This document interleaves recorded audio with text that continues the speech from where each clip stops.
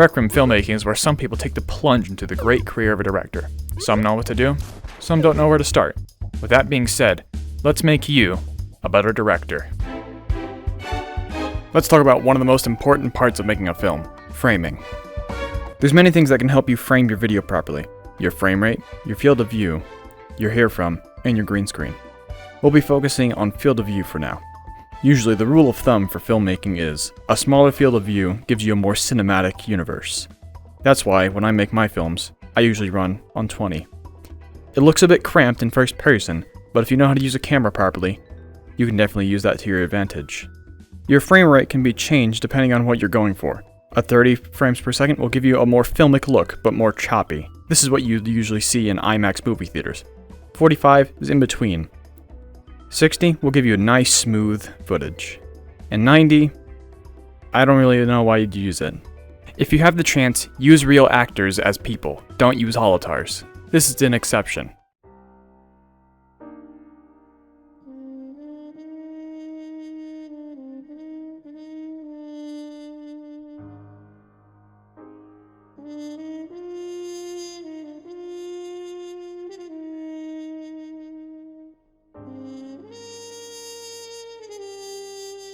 As you probably saw, 20 field of view looked way better than 50 because 50 leaves too much space to look at, while 20 directs your attention straight onto the subject. The only time where I wouldn't suggest a 20 field of view is if you're not making like a film. That would be for more like a vlog sort of thing, or gaming video. Now onto our next subject of framing, frame position. There are many techniques you can use to use frame position to its best extent. Here are a few that I use. When the subject is traveling, try to keep them at the back of the frame and wherever they're walking in front. This gives it a more sense of movement. When a character is walking away, stay close behind them. And when a character is looking somewhere, try to keep them at the back of the frame and where they're looking at the front. If you have ever taken a photography class, you will know what the rule of thirds are. The frame is divided into 3 squares up and down and 3 squares left and right. You use those to put things or subjects into those quadrants. The people will focus on them more.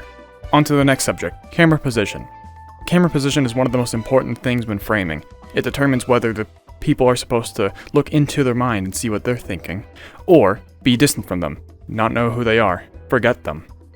A very cramped camera position can make it seem like that we're relating to the character, while a very wide camera angle can symbolize confusion.